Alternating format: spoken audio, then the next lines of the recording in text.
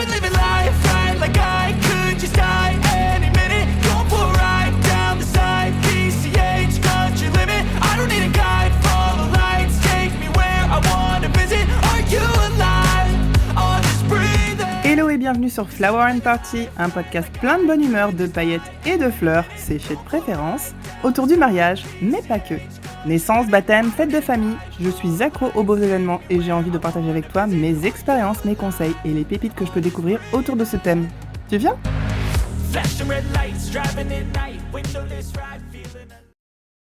Hello et bienvenue dans ce nouvel épisode du podcast. Alors aujourd'hui je te retrouve pour te parler d'un sujet qui, je dois te le dire, m'a en réalité préoccupée mais genre des années avant même que je rencontre l'homme qui deviendrait mon futur mari.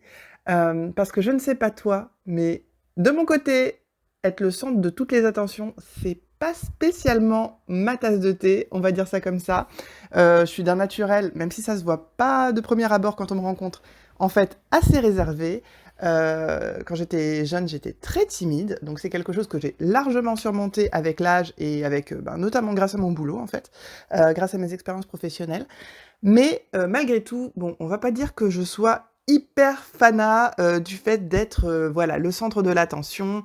C'est pas que vraiment je sois complètement pétrifiée face au regard des gens, mais quand même, s'ils pouvaient regarder quelqu'un d'autre, ça m'arrangerait.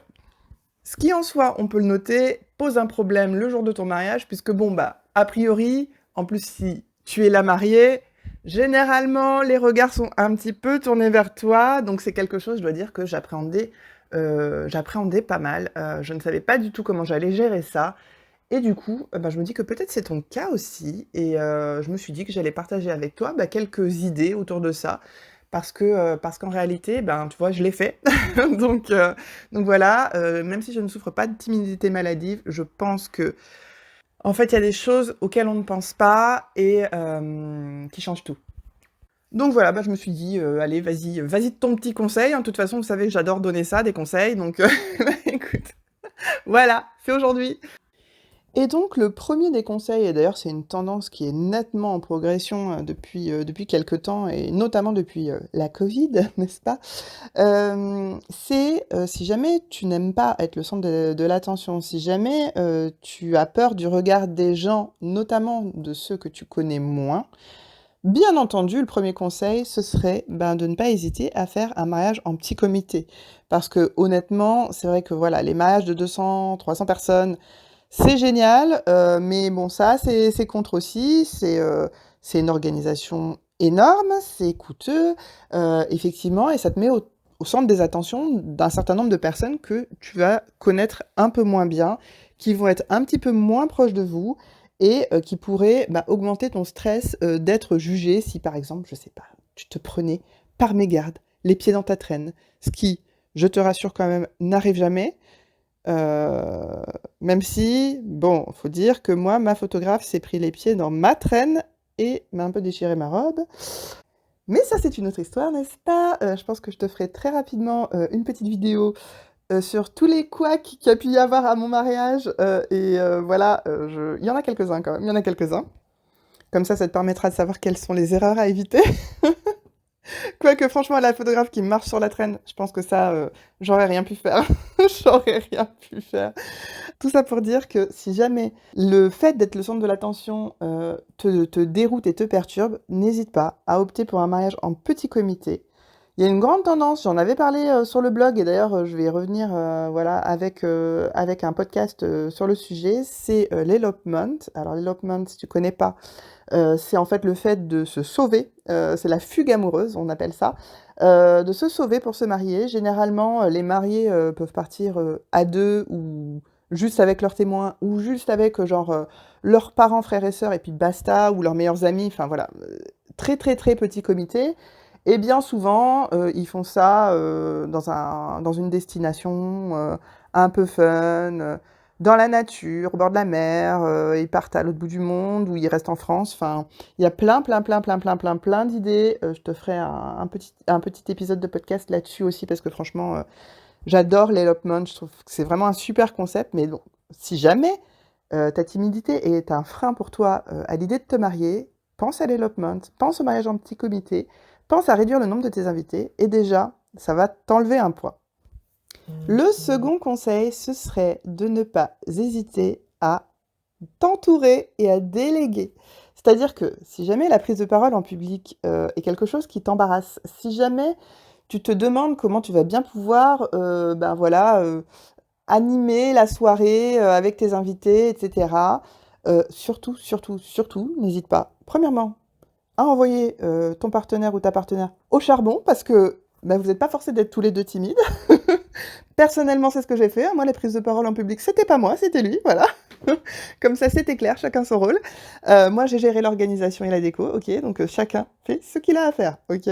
Donc bref, lui, il faisait la prise de parole, donc voilà. Et si jamais vous êtes tous les 2 très timides et que, voilà, ça vous embarrasse tous les 2 de le faire, eh ben, n'hésitez pas à, soit, 1, jouer sur le fun et genre, vous pouvez très bien, faire, une mise en scène, c'est genre où vous mettez des pancartes, genre: «Merci d'être venu!» Enfin, ça peut être assez drôle aussi, de faire ça. Ou alors, eh ben, faites-vous aider, de vos témoins, de vos potes, de votre famille pour, eh ben, détourner l'attention. Les faire, être actifs et participer avec les invités, à votre place et en votre nom. Généralement, ils se feront un plaisir de le faire. Généralement, il y en a qui sont moins timides que d'autres et il y en a qui seront plus de bonne volonté pour le faire. Donc ça, faut surtout pas hésiter à le faire. Et ça m'amène à, une autre étape qui pour moi était extrêmement, extrêmement gênante et je sais même pas pourquoi je l'ai fait en fait. Maintenant avec le recul, je me dis: «Mais pourquoi? Pourquoi tu l'as fait?» Je ne sais pas. C'est l'ouverture du bal. Alors l'ouverture du bal, je pense que c'est la partie la plus gênante pour tout le monde, enfin, à mon sens, hein. Et pour ça, juste, j'ai envie de dire, vous n'êtes pas obligé de le faire. Voilà, déjà c'est la première chose. Vous n'êtes pas obligé de le faire. Aujourd'hui, on fait des mariages qui nous ressemblent. À bas les conventions, à bas, voilà, tous les stéréotypes là de, on se fait amener à l'hôtel par son papa, les larmes aux yeux, les yeux aux larmes. Ouais, j'ai un peu de mal là ce matin, j'avoue. Tout ça pour dire que donc, c'est des conventions, c'est des choses qui se faisaient, mais aujourd'hui, on fait ce qui nous plaît.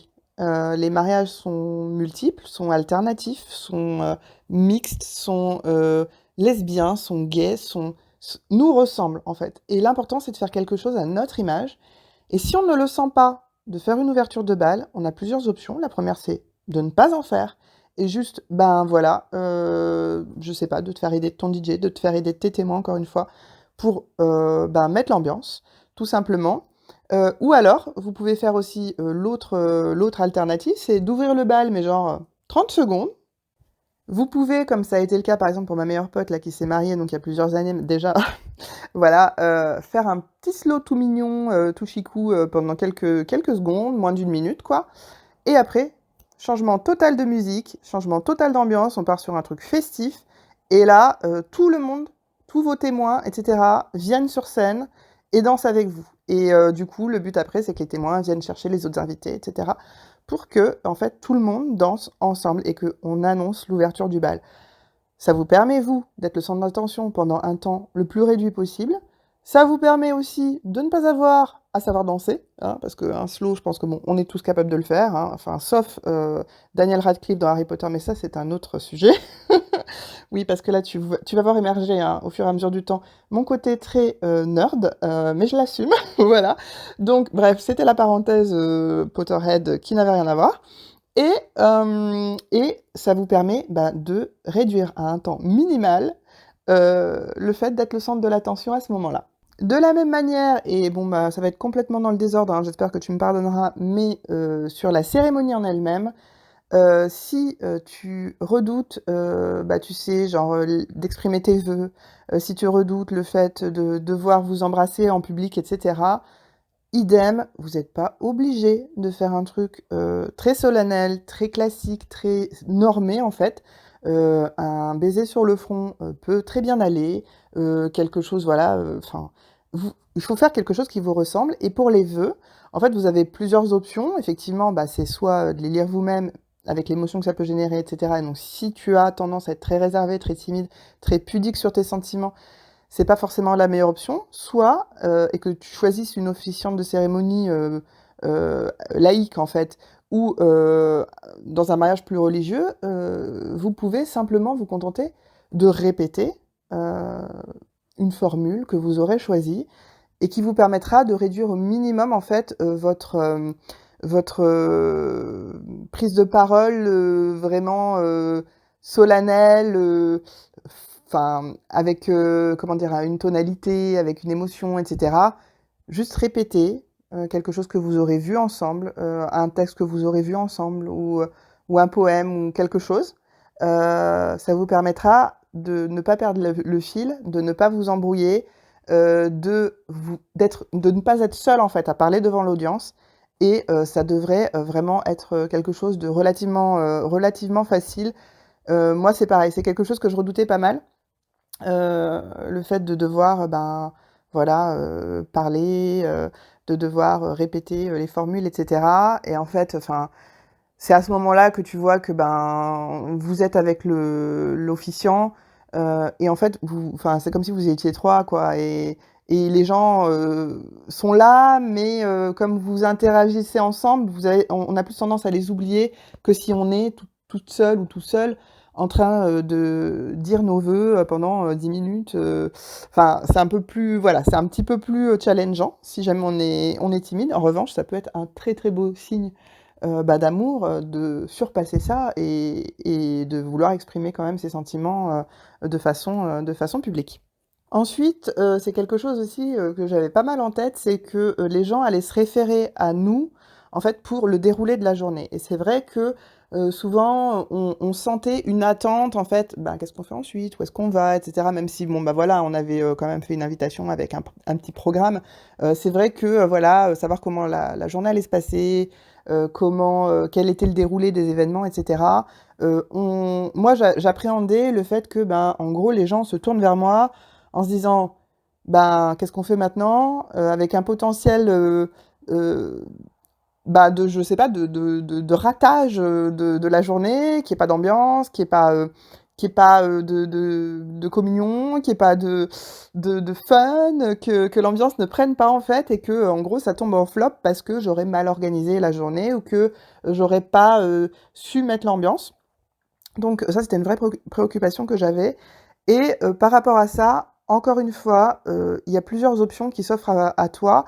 La première, c'est ben, déjà de t'aider encore une fois, de ton entourage, de tes témoins, des parents, etc. Pas hésiter ben, à faire le petit discours au papa ou à la maman. Pas hésiter à faire un jeu par tes témoins. En fait, tout ne repose pas sur toi. Ça, c'est une chose qui est essentielle à savoir. Tout ne repose pas sur toi. Après, j'aurais tendance à dire aussi proposer des petits ateliers. Ça peut être des choses un petit peu en autonome. Ça peut être une belle manière de te délester et d'occuper les gens, tu vois, qui s'occupent tout seuls en fait. Par exemple, le fait de proposer un photomaton, tu vois, enfin, j'ai plus le terme, c'est pas un photobooth, mais t'as compris. En gros, le truc qui te fait tes photos, qui te les développe instantanément. Ça, c'est vraiment bien parce que, alors, bah, encore une fois, sur le mariage de cette amie, elle avait pris ça et franchement, les gens se sont occupés avec ce truc-là, mais toute la soirée. Mais toute la soirée, les gens ont fait des photos ensemble, des photos avec des chapeaux, des photos avec un verre à la main, des photos bien habillées, des photos bourrées. Enfin, on a tout eu, mais c'était vraiment super cool. Donc, tu peux faire un stand de photomaton, tu peux faire un tattoo bar. Tu peux engager, je sais pas, des prestataires qui vont, je sais pas, faire des massages ou tirer les cartes ou ce genre de choses. Moi, je trouve ça super fun. Enfin, voilà, j'adore. D'ailleurs, c'est pareil. Dis-moi en commentaire si jamais ça t'intéresse, mais je pense sérieusement à faire un épisode sur bah, les meilleures animations pour un mariage, les trucs les plus cool à faire et peut-être un peu nouveaux qu'on voit moins souvent. Donc ça, et puis aussi, bah surtout, n'hésite pas non plus à peut-être avoir recours à une professionnelle en fait pour animer la soirée. Tu vois, il y a des gens, c'est leur métier, il y a des gens, ils ont l'habitude de faire ça. C'est pas nécessairement d'ailleurs que des wedding planners, mais je pense que les wedding planners sont quand même une excellente porte d'entrée pour vous permettre bah, voilà, d'avoir une belle animation de soirée, une belle soirée avec des choses à faire et qui permettent, que ce soit en fait pas vous directement qui gériez ça en fait. Mais voilà, il y a plein de façons en fait de, ne pas faire reposer sur toi, des choses qui pourraient en gros, te mettre, un peu dans l'embarras, en tout cas un peu en stress, par rapport à ton grand jour parce que, c'est ton grand jour, tu es censée en profiter, tu es pas censée stresser, tu es censée juste être heureuse et le but c'est vraiment, voilà de pas se forcer à faire un truc qui te ressemble pas ou un truc qui te met pas bien. Enfin, c'est ton plus beau jour donc quoi qu'il arrive, il faut pas que tu te forces à faire un truc si tu ne le sens pas et un mariage, c'est pas nécessairement, quelque chose de, très, qui doit être difficile d'un point de vue de la timidité, en fait. C'est ça que je veux dire. Et d'ailleurs, j'en viens du coup à mon dernier point et qui est le point, en fait, que, je n'avais pas en tête avant de le faire, avant de me marier et qui pourtant, en fait, a rendu ce jour mais tellement incroyable. Et c'est ce qui est fou, c'est ça, que c'est que c'était une surprise pour moi. Tu vas me prendre pour une débile, mais c'est que en fait, à ton mariage, normalement, on va dire 90 des gens qui vont être présents, c'est des gens qui vous aiment et que tu aimes. C'est tes amis, c'est ta famille, c'est des proches, c'est des gens qui ont compté pour toi. C'est c'est les collègues que tu auras triés sur le volet, tu vois? C'est que des gens qui ont, heu envie de vous voir heureux, en fait, en tant que couple, qui sont contents de votre bonheur, qui sont contents d'assister à votre engagement, qui comptent pour vous et pour qui vous comptez. Et en fait, il peut pas y avoir de jugement de la part de ces gens-là. Bien sûr, il y aura toujours la vieille tante acariâtre qui a toujours un pet de travers, mais bon, celle-là, de toute façon, tu la connais, elle a toujours son pet de travers, donc tu la calcules pas. Voilà. Mais ce que je veux dire, c'est que ce soit de ton côté, que ce soit du côté de la personne que tu auras choisie, en fait, c'est des gens qui, dans tous les cas, vous aiment au moins l'un d'entre vous. Tu vois ce que je veux dire? Et sont là pour vous voir faire un pas dans la vie qui est hyper important pour vous. Donc, en fait, moi, ce que j'ai découvert ce jour-là, c'est en fait à quel point tu recevais une dose d'amour, mais de malade en fait. Vraiment, je me rendais pas compte à quel point, en fait, je m'étais stressée pour rien. Je m'étais mis martel en tête en me disant: «Purée, mais si tu pas belle dans ta robe? Et si tu mal coiffée? Et si, tu te prends les pieds dans ta robe et que tu tombes? Et si tu fais une bourde au moment, de dire tes vœux? Et l'ouverture de bal, ça va être embarrassant». Bon, j'ai pas aimé ce moment, hein. Mais parce que je me suis forcée, en fait. Je me suis forcée et il faut pas se forcer. Mais c'est vrai que c'est on se met martel en tête en se disant: «Oh, l'embarras, t'es en public. Mais non, t'es pas en public. T'es, tu fais une soirée avec tes gens les plus proches. Tu fais une soirée de fête avec des gens qui t'aiment et des gens que tu aimes. C'est tout. C'est comme si, en fait, c'était l'occasion unique dans ta vie où tu vas réunir vraiment toutes tes sphères, toutes celles où tu te sens bien le soir quand tu vas sortir avec tes potes. Euh, je vais pas dire à Noël parce qu'à Noël tout le monde se prend toujours la tête, mais je sais pas, en vacances, les vacances en famille, dans la maison familiale si t'as de la chance, la cousinade, l'afterwork avec les collègues, mais que les collègues que t'aimes et tout, tu réunis tout ça, tous ces moments de fun, tous ces moments de rire, tous ces moments d'amour et tout, tu les réunis tous ensemble et c'est l'occasion dans ta vie où tu vas voir tout ça réuni et tu vas recevoir un shoot d'ondes positives, mais comme t'as pas idée, et tu vas voir, en fait, tu vas plus être timide. Parce que tu vas réaliser à ce moment-là que ah ouais, mais c'est que les gens que j'aime. Voilà, moi je sais que c'est quelque chose qui a été énormément important pour moi, qui m'a mais énormément étonnée parce que je m'attendais vraiment à être pas bien et c'est vrai que tu sais quand tu te présentes, au moment, voilà de l'arrivée quoi, de l'arrivée de la mariée et cetera, tu te présentes et tout, tu sais, un peu en stress et tout machin et puis en fait, mais au bout de 5 minutes c'est fini. Au bout de 5 minutes c'est fini parce que,